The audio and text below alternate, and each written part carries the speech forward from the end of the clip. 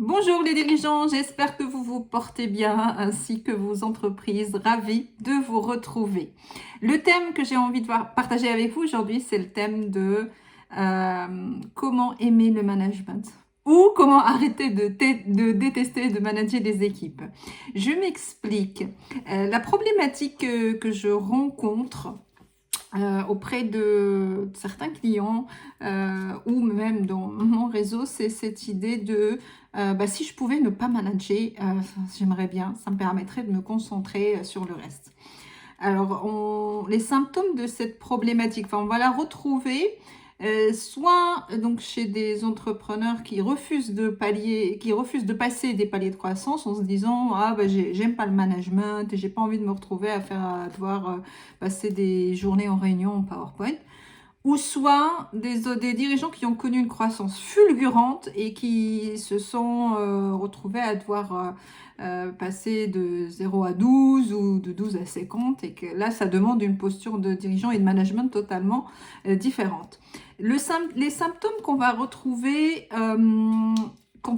chez un dirigeant qui déteste le management ou l'animation d'équipe, ça va être d'abord l'absence de rituel d'animation, c'est-à-dire il n'y a aucun rituel donc de réunion périodique ou d'entretien de suivi des objectifs ou des entretiens obligatoires. Donc là, c'est un peu plus risqué en plus.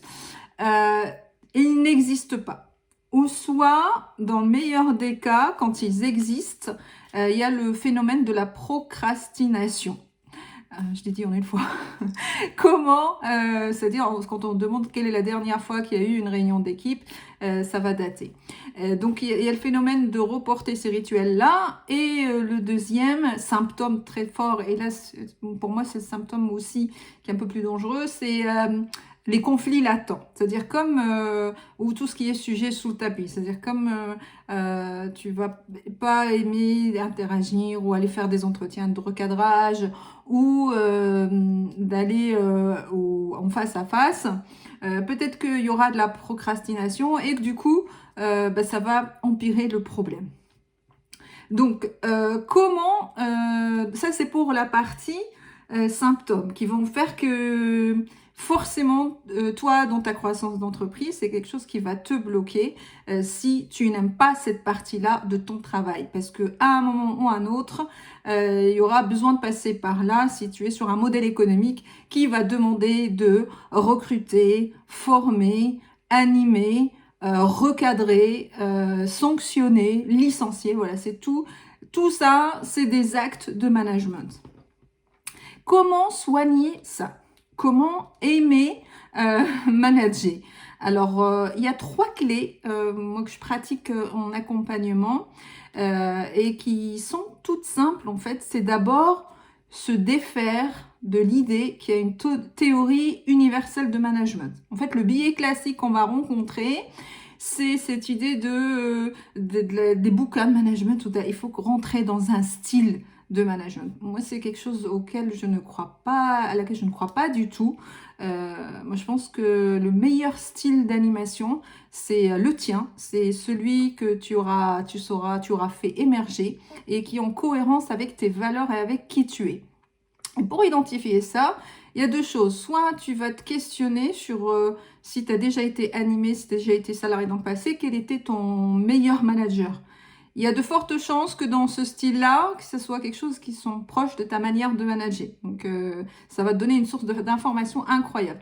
Ou soit d'aller regarder dans les figures d'entrepreneurs que tu admires, dans les figures de managers que tu admires, d'aller regarder, eux, comment ils font. Et donc là, ça va être une source d'inspiration pour toi et pour dire clairement, de se recentrer sur soi, dire comment j'ai envie de manager les équipes. Ça va te donner une liberté incroyable parce que tu vas cesser de vouloir rentrer dans un cadre à tout prix et de juste recentrer sur toi et faire les choses de manière confortable au lieu de vouloir s'adapter à tout prix. Donc, deuxième clé, d'aller regarder du côté d'une qualité qui est très puissante humainement.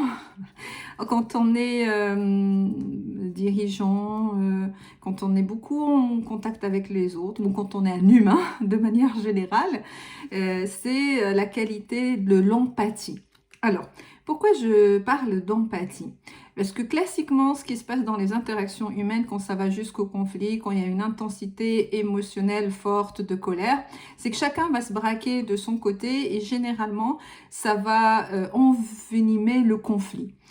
Pratiquer l'empathie régulièrement, c'est savoir switcher dans son esprit et se mettre totalement à la place de l'autre pour comprendre ses enjeux et comprendre ses difficultés. Et en fait, vraiment pratiquer l'empathie de manière régulière, et il y a rien de, je connais rien de plus puissant pour diminuer l'intensité émotionnelle et augmenter son estime, et pour tout simplement arrêter de prendre les choses pour soi.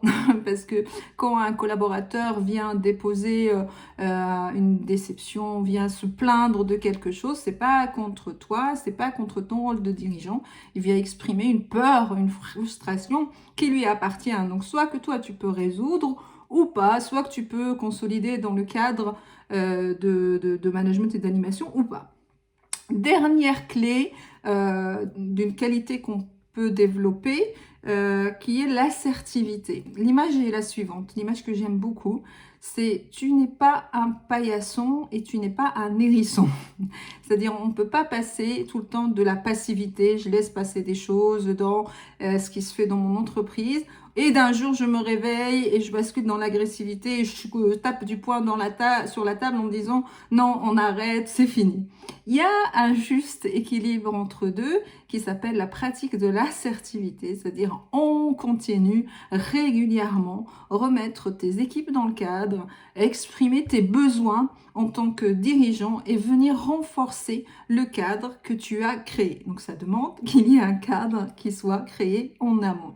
Et donc cette partie-là, c'est la deuxième étape qu'on travaille dans mon programme de coaching qui s'appelle Horizon et qui se pratique en 3 temps. Donc assainir, cadrer et propulser.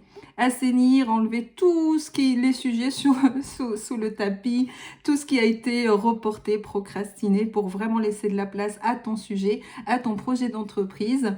Cadrer, remettre le cadre idéal adapté à ton prochain niveau, à ton projet, à ta stratégie et propulser. Donc vraiment faire de la place à ce que ta réussite puisse émerger et améliorer en continu ce cadre-là. Si tu as envie d'en savoir plus, surtout, je t'invite à aller consulter mon site internet et télécharger l'e-book Pourquoi 75% des dirigeants ratent le virage de leur croissance. À très vite!